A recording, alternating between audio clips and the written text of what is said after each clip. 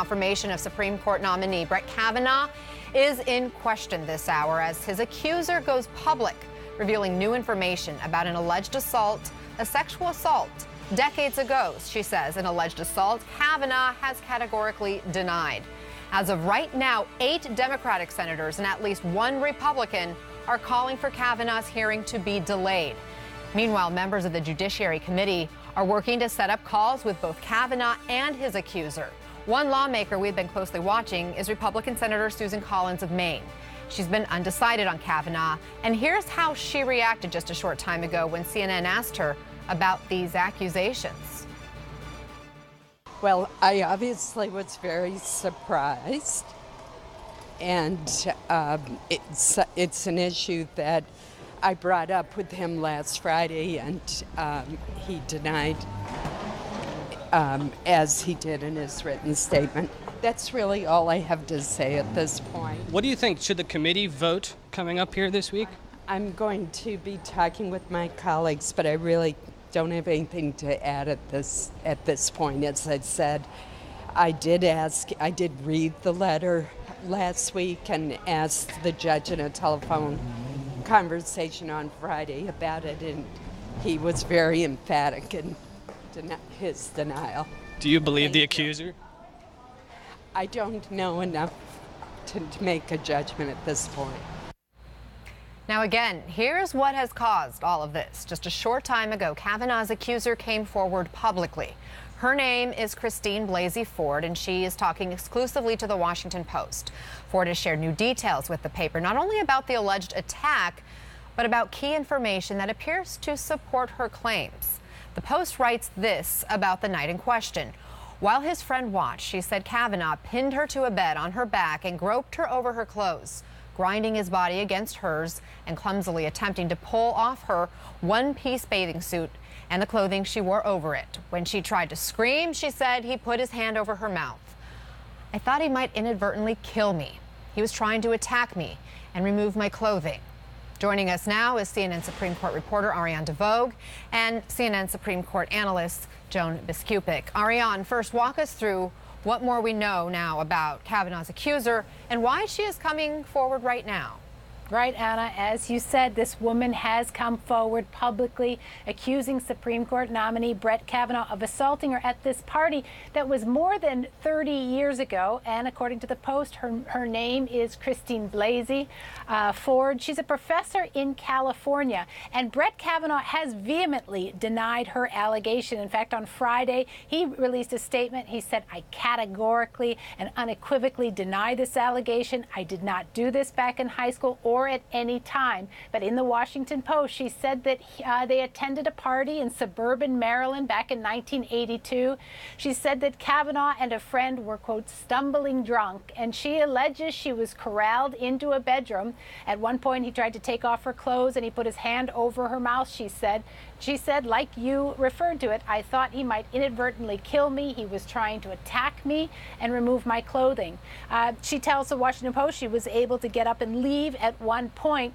It's worth noting she only shared the details of this years later in 2012 with a therapist and with her husband. According to the Post, the husband recalls his wife using Kavanaugh's name, but the therapist's notes, which have been reviewed by the Washington Post, do not mention Kavanaugh.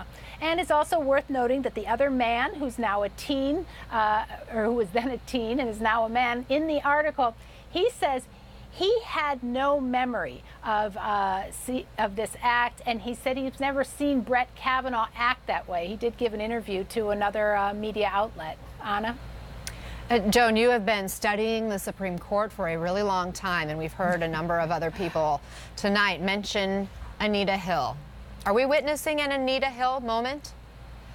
Anna, there are so many similarities here, but there are also some key differences. First of all, to have a late in the game allegation, this one even more serious than what we had back in 1991, after hearings had been held for both of the nominees in a very partisan atmosphere. But what's different is that we are now in the Me Too moment. We don't even have to look much farther than the Senate Judiciary Committee to see a member who was removed, Al Franken, just last December, resigned in the face of allegations related to sexual misconduct. People have been accused of much worse and have had much more serious consequences, and that is very much in the air. But the other thing that's very different here is that things are much more partisan. Republicans have banded together in what has already been a very tumultuous Kavanaugh nomination. Back in '91, a lot of people don't remember, but 11 Democrats actually voted for Clarence Thomas, and he is now on the court despite those accusations. Ariane, one person we haven't heard from, tonight at least, is Kavanaugh. Does he plan to respond?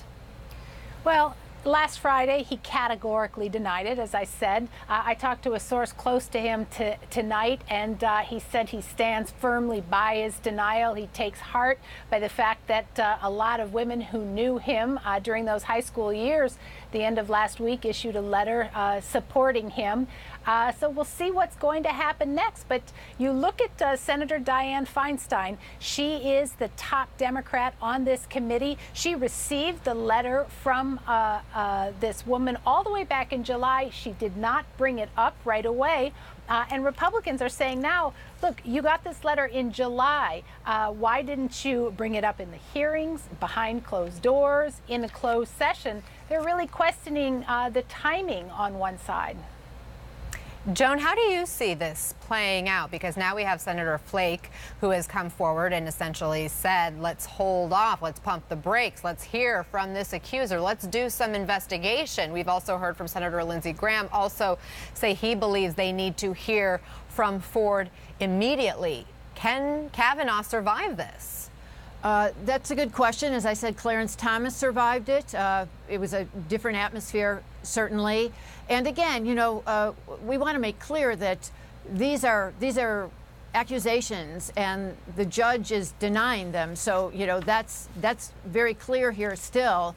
And once the senators have a chance to talk to both Christine Ford and Judge Brett Kavanaugh, the situation might clarify itself better. You know, back in 1991, there were so many repercussions, and it became what was known as the Year of the Woman. And Dianne Feinstein even got elected that year, which is, you know, hard to imagine now that she's under scrutiny herself for how she handled it. But I think this is a rapidly evolving situation, and much more will be clearer once key senators have a chance to talk to both of those individuals and to test what is she saying, what does she remember. Obviously her claims are very, very serious, but you know, he's saying, you know, at least so far, that he doesn't remember it, and he's saying also, you know, look at his past record. That's what his supporters are saying. You know, he's been a judge for 12 years. He's been subject to FBI investigations for many positions that he held. So neither of them have yet to be tested by the people who matter in the Senate. All right, Joan Biskupic and Ariane DeVogue, thank you ladies both.